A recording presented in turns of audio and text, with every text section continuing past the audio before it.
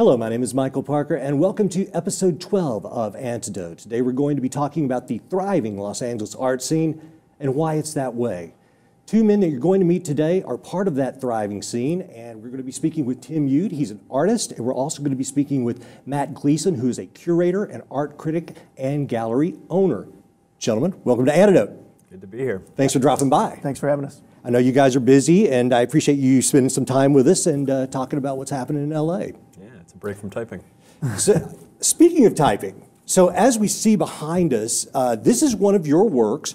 Tim, you're in the midst of a 5-year project. And is it just called the Typewriter Project? I call it my 100 novel series. 100 novel series. Explain to our audience kind of what that is. Sure. You are a visual artist primarily, but you're doing something different right now. Right. So it's become this whole performance series where over the course of what I thought was going to be 5 years, I think it'll actually turn out to be more like 10 years, I'm retyping 100 novels on the same make and model typewriter that the author used, and each one I stage in a location that's somehow tied to the novel or to the author's life. So I've been traveling around the country and even the world to do these performances. I know that in March and April, I believe that you were in England. That's right. And I think you did 4 books there. Right. Which ones were they? I started with Kingsley Amos's Lucky Jim, which I retyped at the University of Leicester. He based that novel on Philip Larkin, and Philip Larkin was the assistant librarian at the University of Leicester at the time when Kingsley went to visit him. Then I moved to Manchester, where I retyped Clockwork Orange, Anthony Burgess's A Clockwork Orange, at the invitation of the International Anthony Burgess Society. Burgess grew up in Manchester. I did it in the Manchester Central Library, which Burgess actually spent a lot of time studying in and supposedly lost his virginity to one of the female librarians there. So there's an insider tip on the Anthony Burgess story. Interesting. Yeah. Then I moved down to Cornwall, to St. Ives in Cornwall, where I retyped Virginia Woolf's To the Lighthouse, looking at the Godrevy Lighthouse, which is right near St. Ives. Even though in the novel she sets it on the Isle of Skye in Scotland, it's really based geographically and biographically on her girlhood summers, which she spent with her family in St. Ives in Cornwall. And then I finished up, I went to her adult country cottage, Virginia Woolf's adult country cottage called Monk's House in Sussex, where I retyped Orlando. Before we explain what all goes into this, Matt, you represent Tim, or how does the relationship work? Yeah, I own Coagula Curatorial Gallery in Downtown L.A., Chinatown, and we represent a few artists. And Tim, when we opened the gallery over 3 years ago, Tim was the first show then. It was prior to his typing project. And so I've been obviously following his career for many years, and now we're the go-between between the art world and the artist. When you go to set up these, you're calling them performances, and to be clear, what Tim is doing is retyping a novel front to back in its entirety, but there's more to it than that. Let's step through this, because there's several different things that you're doing with each novel. First of all, explain to me what I'm looking at right here. So this is a sculpture, actually, of an Underwood standard typewriter, the type of which Henry Miller used when he was typing some of his great novels. I make these out of cardboard, which is layered together, and then I carve it away almost like you would be carving wood. And then I mount it on this, in this case it's a tile or a fake tile background. Henry Miller was really into his bathroom, and so I wanted to pick something that sort of looked like a bathroom wall. Sure. And so that's what's going on there. That really is, in a way, a portrait of the typewriter, in effect. I think that part of the project for me is this idea that as a society we tend to fetishize famous authors, dead authors' lives and the tools that they used, and I think part of why I'm attracted to the idea of using the same make and model typewriter is to dive a little bit deeper into that. When I was researching both of you, I believe that you mentioned that a portion of this idea came to you from visiting Hemingway's house in Key West. You were talking about the cats. Right. And you had said at that time something similar to what you just said. And so in my mind, I was like, so wait a minute, is he fetishizing the typewriter? Yeah, I think so. I mean, I think that, there's a playfulness to it, I think, and there's an absurdity to using the same tool that the author used. I'm not using their exact machine. I'm using the same make and model. And in a way, in an odd way, it kind of brings you a little bit closer. I think but there's that humor to it, right? You're imagining you're closer. It's really not making you closer in a sense, but it's this imaginative journey. And I think that starts to get at the heart of fiction a little bit. I actually really like these typewriters.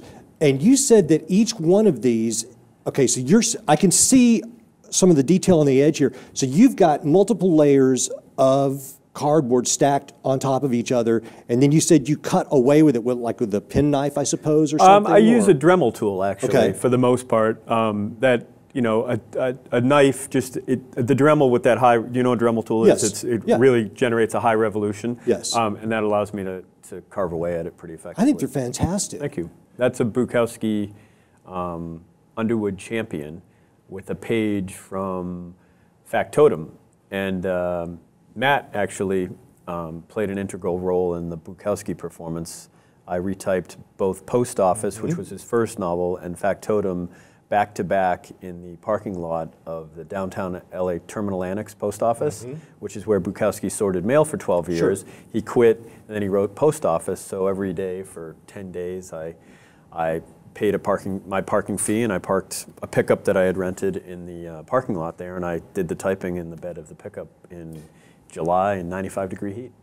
Can we bring up that photo? Because we have a photo of Tim doing that. You mentioned that Matt was integral to this. Not that one, this one. Okay, fantastic. Okay, so yes, clearly that is Post Office that you have on the table there. And, when I'm imagining you doing this, are there days where, first of all, how many hours do you type at a time to get through one of these books? So that's varied a little bit depending on how the event is organized. Right. Like how long am I giving myself? I mean, there have been a few instances where Matt's taken me to a couple art fairs, and I've performed during the course of the art fair, and those are like 4 or 5 day events, and so I've got to get through a novel in a short period of time. So I've typed 11 or 12 hours a day, 4 or 5 days in a row. This was, I think I set a schedule of about 6 hours a day. Yep. I recall, I think I was 10 to 4. Maybe I took a half hour for lunch or whatever. And Bukowski is eminently typable, and he's a relatively fast read. Sure. That's just his writing style. So that was a great. I had great fun doing that. Matt, he was mentioning that you were kind of integral to this particular one. What did you suggest the book? Well, how did this happen? Tim was doing these in his studio. He was retyping novels in his studio. In fact, when he typed the book Women by Bukowski, when he retyped the novel, it dawned on me that Tim's studio in Hollywood was actually very close to where Bukowski lived when he was going through the episodes described in the book Women and where he typed Women. And that's when I said, well, if you could do Post Office at the post office. And I thought it was important that instead of him being away from the world making these, actually engaging the location kind of made things come alive. And it's also good for, in a lot of ways, there's a promotional aspect of the fact that it's like, the artist is away in his studio making this thing, as opposed to, well, the artist is in your town. This is about you. And so much of the art world today is an international style that starts to look the same no matter where it comes from, that I felt that these were kind of championing a regionalism in a way, whereas regionalism is probably one of the dirtiest words in the art world today. And yet, and while the Diptych, the type Diptychs may have a similarity in appearance, the fact that they were actually made in, they were actually privileging this region, this place that was championed in a book or discussed in a book, or the author is from this area. It really underscores the importance of place as opposed to just the importance of process, which if you're going to hide away and do these things. So, and I think, we have other performance artists at the gallery too. So it was certainly within our program, and my areas of expertise to really bring the performance element out. And Tim took to it just immediately. We did a test run at the gallery where he actually typed and recited an Anis Nin passage. And after that, he was on his own. So I think a lot of being a gallery owner is to just, kind of help an artist flesh out their ideas. And he's getting to see the world while I'm sitting at the desk at the gallery. So, well, I saw footage of the Nine performance on YouTube, and this particular performance, this is The Sound of the Fury. That's right. I'm in Oxford, Mississippi at Now William that is Faulkner's a beautiful home. locale. Yes, that was a very memorable performance for me. I did a little bit of the typing outside in that position. For the most part, I was actually inside that front door, which is the main entrance to the house. And so, you would kind of hear me as you were walking up the walk, but you wouldn't necessarily, unless you knew in advance, you wouldn't know what was happening, and you'd hear the typewriter, which is my preferred way of people experiencing the piece when they hear me first. They're in the piece before they realize they're in the piece, and then they come upon me. And in some cases, I've been situated where it's actually drawn you almost architecturally through a space, and I think that really is what I like.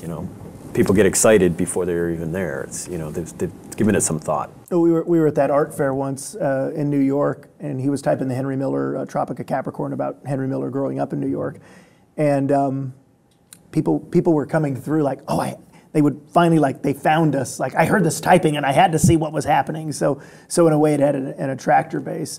And then we did another art fair where he was going to retype one of the Raymond Chandler novels. Raymond Chandler used what was called a whisper typewriter, so I was all excited, like, oh, good, we're going to just have so many people coming to our booth because they're going to hear it. And these whisper typewriters were amazing. You couldn't hear the thing 10 feet away. So I was like, well, so much for that. So get back to an early 20th century novel, not a mid 20th century novel. Right. Well, let's talk about typewriters a little bit. Can we bring up the diptychs again? Because people may be saying, all right, okay, you're retyping these novels in a place that's germane to the subject matter, but here's where it gets tricky. Tim, explain to me what I'm looking at here and how this fits into your concept and your project. So these two pages, when I'm working, this page over here with all the black sits on top of this page, so they're taped together. And I run that page over and over and over again through the typewriter. So the whole novel is typed on this surface here with some of the, it obviously is ripped through or the ink is bled through, and certainly the indentations have carried through onto the undersheet. So that then when I'm done, I separate those two sheets and mount them side by side such that they become this formal representation of two pages of the book. And this diptych idea is grounded art historically, going back to the Middle Ages, really, that two pages of a book kind of stands for a book in its totality. And so that becomes then the relic of the performance also becomes this formal artwork. I'm thinking when you're typing a book, let's say one that's very thick, I mean, clearly this distresses the paper quite a bit. Sure. And so I had a couple of questions. I was wondering, A, is he using some specific paper? B, it looks like you're taping them together, because I'm just thinking as it deteriorates, page after page after page, it looks like it probably gets pretty dicey getting it through there so that you can finish the piece. Yeah, so what I tend to do is I'll type on it to the point where it's falling apart and I can't get it through the typewriter in the platen, or I'm close to that point, and then I'll start, I'll have to patch it a little bit in certain places. And I think this is the right stuff, if I'm not mistaken. And so this was one of the longer pieces that I've done thus far. In its original edition, I think it was some 500 pages long. And so this was an extensive, I'd say 120 to 130 hours of typing at the Lancaster Museum of Art and History, out right next to Edwards Air Force Base, which is where the story starts with Chuck Yeager and the, you know, being out at, they called it Mrkt at that time, and breaking the sound barrier. And yeah, so this one definitely got patched. For the most part, I'll use this acid-free masking tape and patch it from the back to hold it together where it needs to be held together, and then, you know, it'll break down again and I'll have to start to patch it. And so each one deteriorates in a slightly different or dramatically different fashion depending on the length of the novel and the kind of typewriter that I'm using. Those are really the two big factors, because not every typewriter distresses the page in the same way. There are some typewriters that, like the noiseless that Matt was talking about that I used to type some of the Chandler novels, that just kind of kisses the page because there was actually a mechanism built into the machine that slowed the type bar down as it was about to hit the page, and that's how they made it, quote, noiseless. And so what happens there, even after 200 or 300 pages, all that's really happened is that the ink has bled through the top sheet but hasn't really torn the top sheet. So those, I can go a lot further without having to patch at all. Sure. And the undersheet gets a lot blacker in its totality in a bleed, but not like a lot of this black is because there's just been a hole in the page. So each one breaks down a little bit differently, which is nice for me because then, even though there's this very strict sort of formal sameness from 20 feet away, when you get in close, there's a lot of difference. Matt, let me ask you, you're the art expert. What type of art is this? What is this that we're talking about? Well, you know, Tim, first off, he's got many elements. He's not just one type of artist, it's a performance, so there's performance art. There's certainly, you could look at these as abstract painting, and yet the irony is it's of a very literal subject, you know. I mean, literature being, you know, abstraction going beyond language, and yet, you know, you're left with an abstraction of language. And so is he an abstract painter? I mean, you could look at abstract painting and say, well, these would qualify, and yet they're made from this performance. So there's not a neat category, but there's a lot of art these days that really questions the fundamental elements of art. So Tim is certainly an artist of his time. And that's what I just get more and more excited about this project. The fact that he is, in a lot of ways, a traditional sculptor in making these fantastic cardboard portraits of the typewriter that he's working with, and yet he's accumulating typewriters. I mean, he's buying, you know, each one of these novels, he's buying you know, typewriters on eBay. He's going to have a fantastic typewriter collection. So there's many layers here. It's not just one, but there's many artists working this way now that they're a hybrid. And so I'm excited when one of my artists just kind of clicks on all those cylinders, and it's great to be able to you know, offer my input, but also know when to stand back and just let the artist do their work. There are people out there who are thinking, you know what, I have never ever touched a typewriter. And when I was looking into typewriters, I believe typewriters were invented around the 1840s or 1860s. So when you're coming up with your list of novels that you want to type, of which you're going to do 100, I believe you're 30, 31, 32 in. 35 now. You're at 35 in. So we're looking, you had mentioned earlier that the original endpoint was probably going to be 2018, but now you're thinking this may be a decade-long project. Right. So I was wondering a couple of things. A, how did you, there's obviously several criteria by what you're going to choose to type. Right. And I think that you've said you've read all of these books. Clearly, the book had to have been typed. So we're not talking about, you know, something prior to 1840s or something. But I was wondering, were there any writers where you wanted to type them, but then you found out, holy cow, I can't find this piece of machinery that they use, because you're dealing with, I'm assuming, difficult to find machines. Sure. Well, a couple things. One, even though the typewriter, you know, starts to come into place, you might be right about the 1840s, but for practical purposes, it's almost 1900 before there's any kind of real adoption. And in fact, Mark Twain was supposedly the first author who submitted a typed manuscript to his publisher when he submitted Life on the Mississippi, and he used an early Remington machine, which was really a Glidden and Shoals typewriter. It looks almost like a big cash register. But so you're really talking about from 1900 through the 1980s, for all intents and purposes, with a few authors still working on typewriters today, but not too many. So that's more the range. I don't have the whole list is not set yet. So okay. it kind of moves in and out. Like I learn new things every day Sure. when I'm researching the series. And while I will have read everything before I type it, I haven't necessarily read everything prior to the start of this project. And that's what makes it interesting to me, in part, is because I'm coming on to new works and works that I haven't thought about before, or works that I knew I needed to read and I hadn't read. And so it's kind of been evolving in that fashion. To answer your question, the one novel that I really want to type that I haven't been able to determine the actual make and model typewriter is Ken Kesey's One Flew Over the Cuckoo's Nest. That was like on my initial list Sure. of like when I was jotting down books. And because when I read that, I was in maybe 7th or 8th grade, and it was like, oh, people write this stuff. Like, this is amazing. Like, it was one of those light bulb moments. And I think for me, the project has really been about turning my sort of lifelong love of reading into visual art. And it's, so it's this very devotional thing for me. And so I think that's why sustaining it over a decade, if that's ultimately what it takes, and that would be my guess, so I'm probably in this until 2022 or 23 or something like that, it's enriching. I'm not just executing.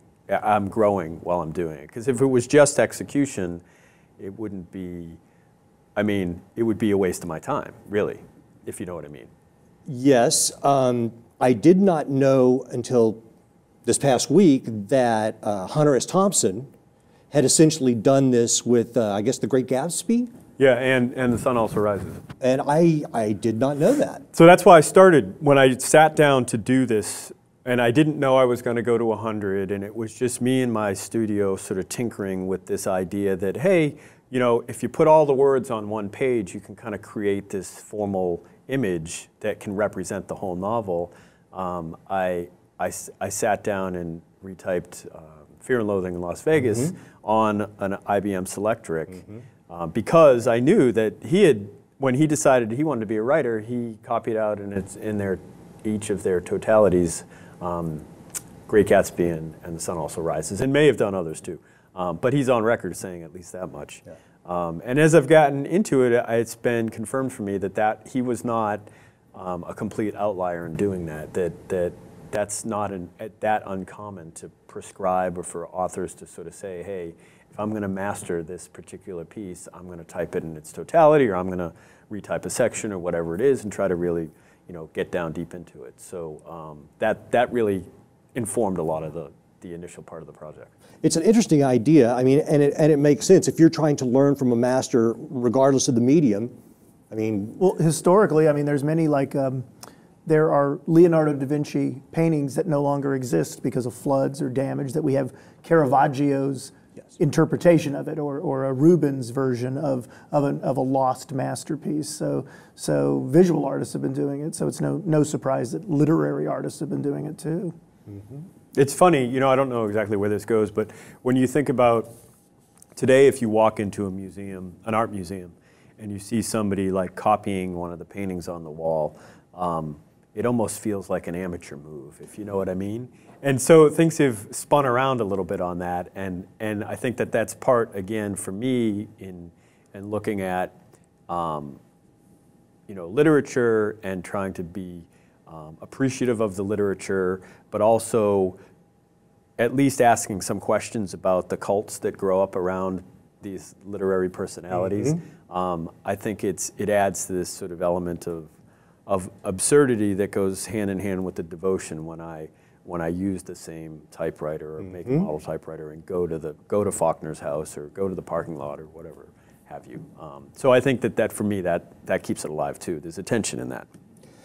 Well, Matt, you were one of the first people to kind of champion Tim's art, and your gallery, Coagula Curatorial, down in Chinatown, I believe that your first show was Matt and another artist. Is that correct? No, it was the first. We opened in April of 2012 with a solo show by Tim that was based on the work of Henry Miller, and but instead of typing, what Tim had done is he had handwritten the same passage from the Tropic of Cancer, right? Tropic of Capricorn. Tropic of Capricorn. And so, and there were many of these different artworks with this passage, and some machines that Tim had made that turned and moved, and then lots of drawings and paintings. And it was a whole environment, and it was like immersing yourself. So when you're reading a novel, you know, do you mentally go into this thing? And so I felt like this show was like, you know, mentally going into just this one passage from the book.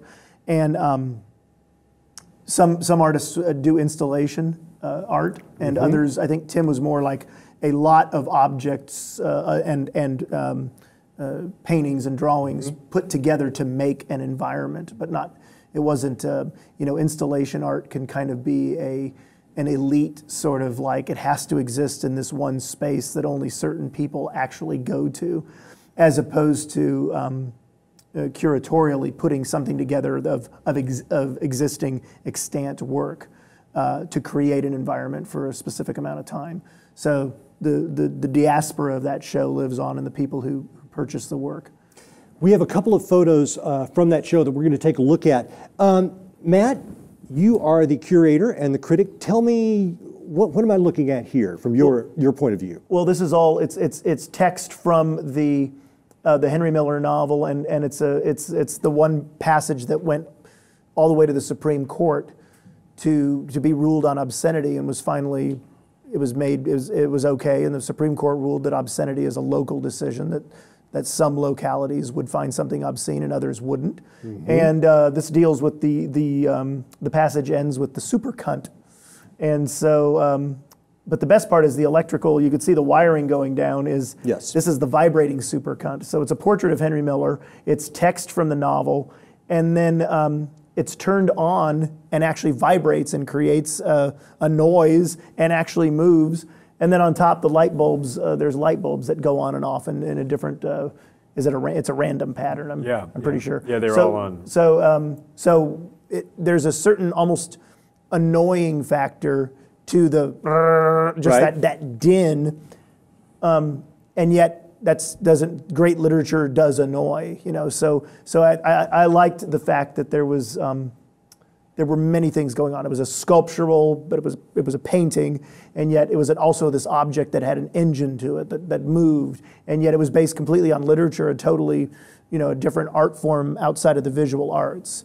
A lot of visual arts today is really confined to, this is visual art about visual art, and with Tim, that's never happening. There's actually subject matter from life and from for a sophisticated audience, and so I find it very forward-thinking art that way.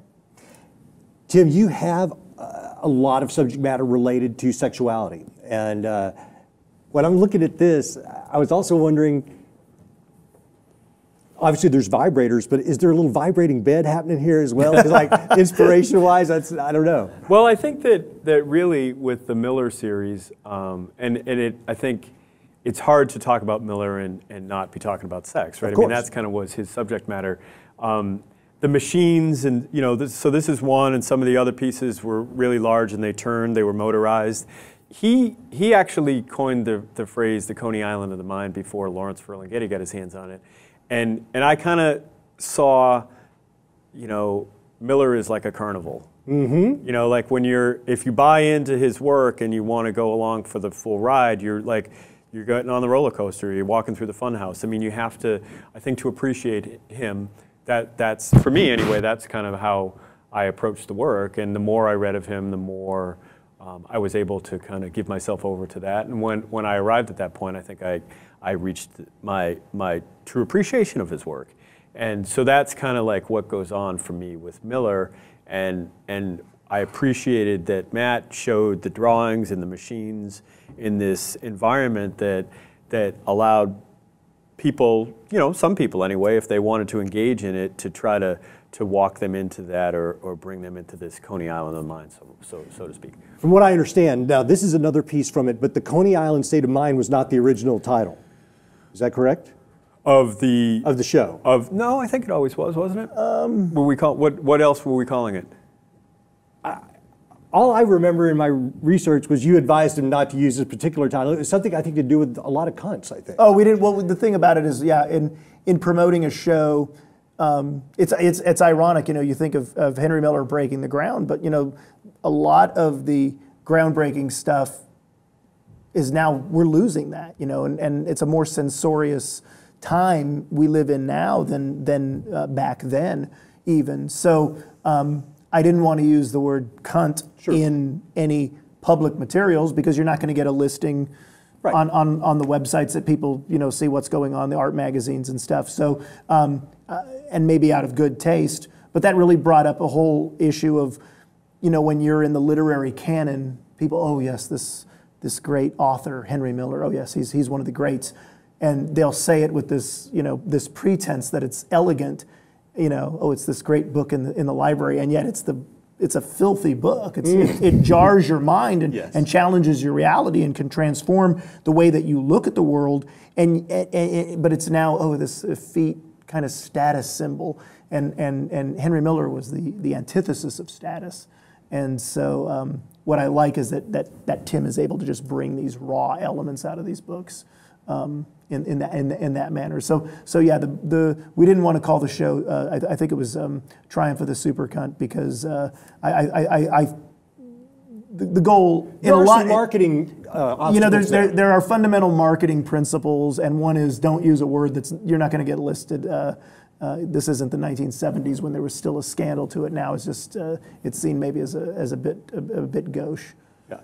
All right, well, explain, and let's talk about the whole room here. Sure. Now, this is Coagula Curatorial. This is Mat's gallery. This is the first show. Right, so this predates the Typewriter Series. Yeah, this series. predates the Typewriter. This is strictly visual art. So tell me what all I'm looking at here, because there's a lot going on here, ladies and gentlemen. Sure, so these sculptures, these pedestals really are, these are hand-turned, different knobs or cranks or whatever, and you turn them, and as you turn the knob, the top goes around and around this way, and each one has an image of Henry Miller that I've either drawn or painted or collaged or cut out or approached in different ways.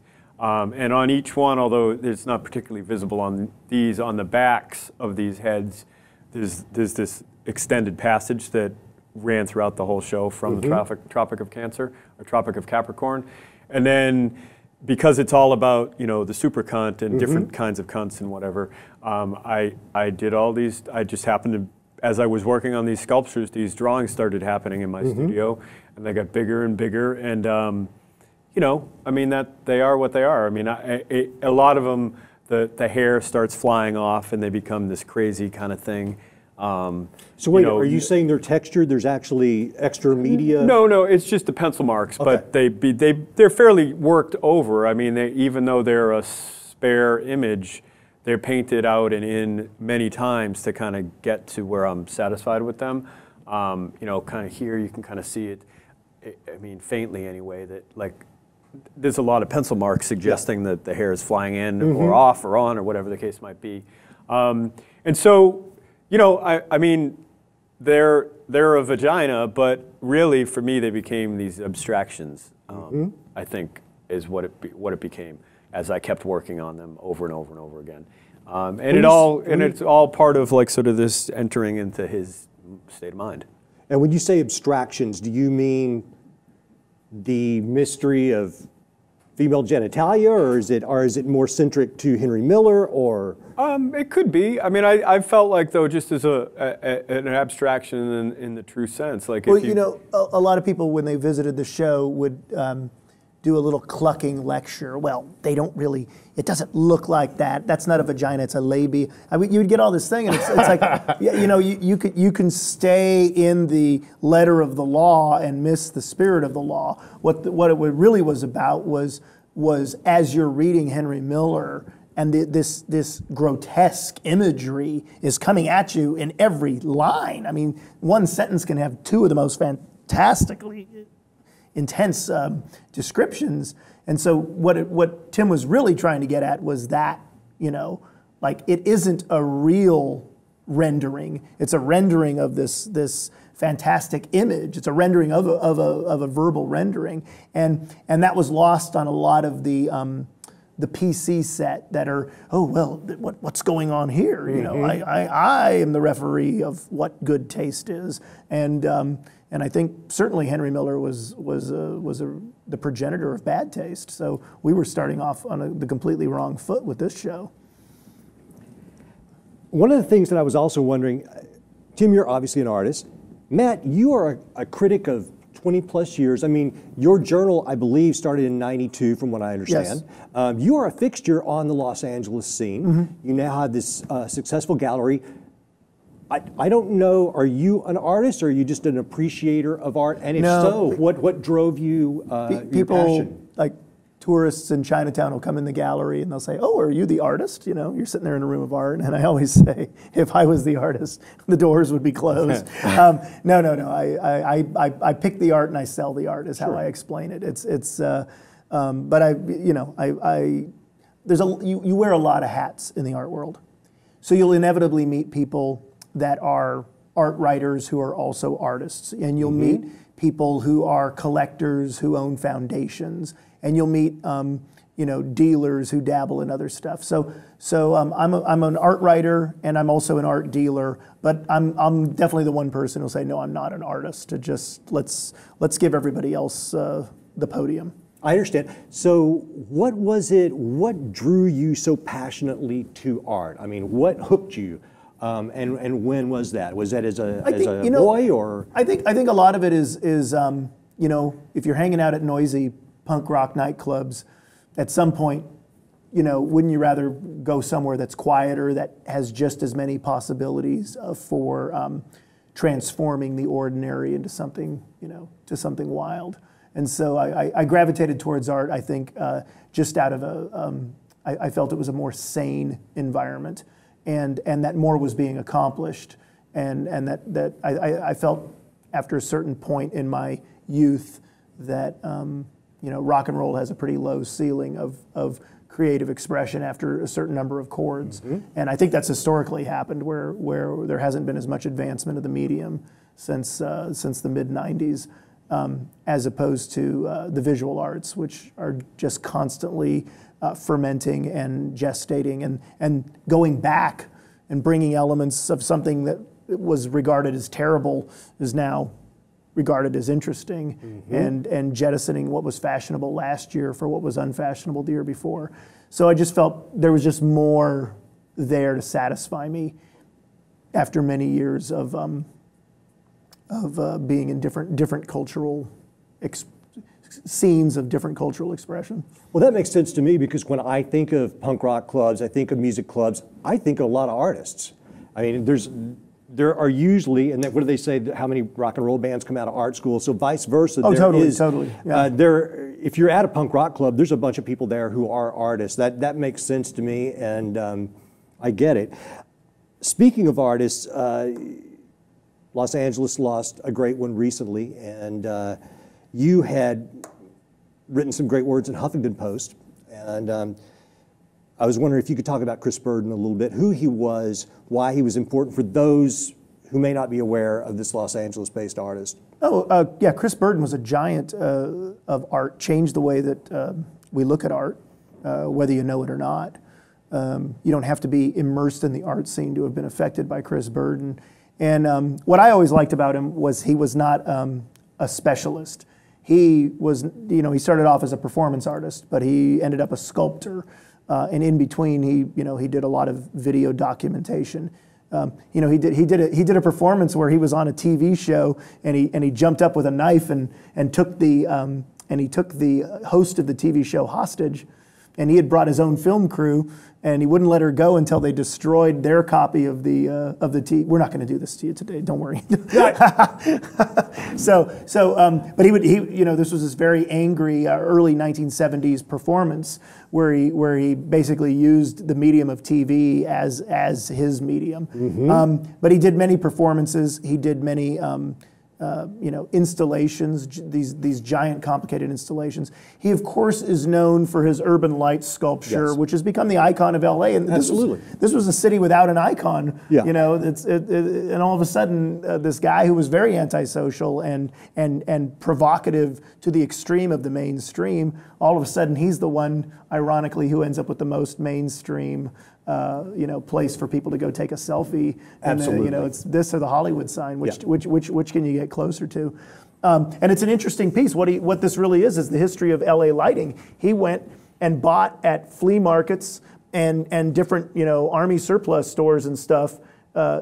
These are from the 1920s and 30s, different street lights throughout the city of LA. And the gallery in Chinatown, just the other day, I happened to see one of these lights. It's one of the old light fixtures is still there, and the light comes on at night. But throughout the city, you will see some of these. And so, in a way, it's a history lesson. Mm-hmm. And yet what he's done is he's taken everything out except the lights. Like all the streets are gone. So the artist has left it for you to fill in. What are the streets? What experiences did these light of yours?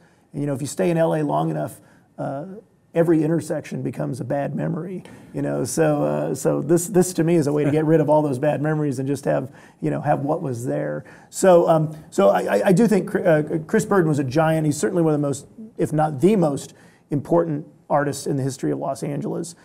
He fundamentally shaped performance art, video art, installation art, sculpture, and he is he's collected by every major museum, owns Chris Burden works, so his work will be around long after, and still very influential. And I look at Tim as somebody who, there couldn't be what Tim Yude does without Chris Burden, where he has this hybrid of performance art and object making and endurance.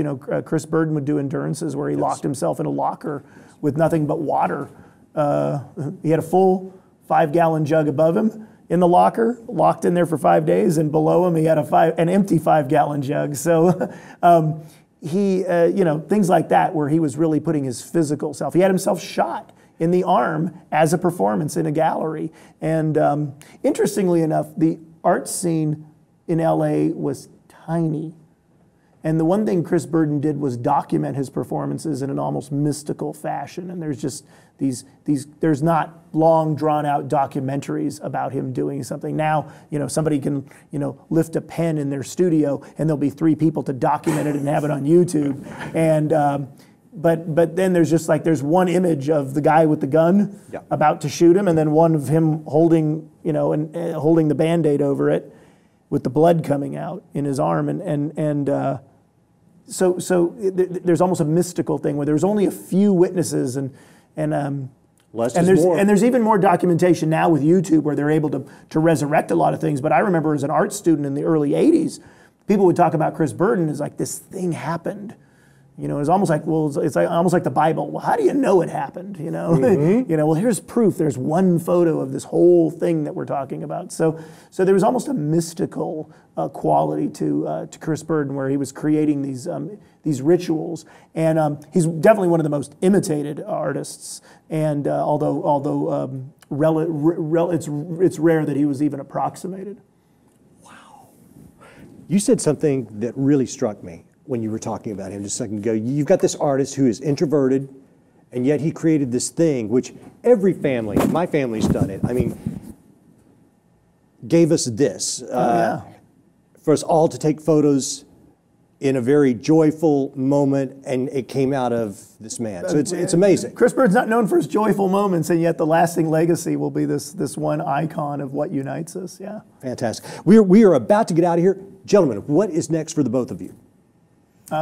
Well, I head to Monterey, where I'll be retyping 4 novels this summer on the Central Coast, in conjunction with the Monterey Museum of Art, the Steinbeck Center, and the Henry Miller Memorial Library. Which Steinbeck? I'm going to retype Travels with Charlie, which is the only one that he typed on a typewriter. All right. And we have shows at the gallery now. We have a Carol Sears abstract painting, and in the summer we're going to have, in July, we have Clayton Campbell is going to have these amazing photos of dioramas at the Natural History Museum with people actually inserted into them in precarious situation with nature. So it's fun stuff, and we're open Wednesday through Sunday at the 1 p.m. to 6 p.m. These are our new hours. In Chinatown. If you're down, you can come see on Chung King Road. There's 5 or 6 galleries of interesting contemporary art and bad Chinese food. Fair enough. Ladies and gentlemen, this has been Antidote, episode 12. Tim Yude, Mat Gleason, thank you so much for coming by today. I really appreciate it. If you're interested in following their work, we're going to have all the links to the galleries, the work, all below this when you're reading the bio and all that. So please click on it, check it out. And if you like what we do, please share it with your friends and family. Remember to subscribe to Lip TV and Lip TV 2. My name is Michael Park, and remember, together we are the Antidote.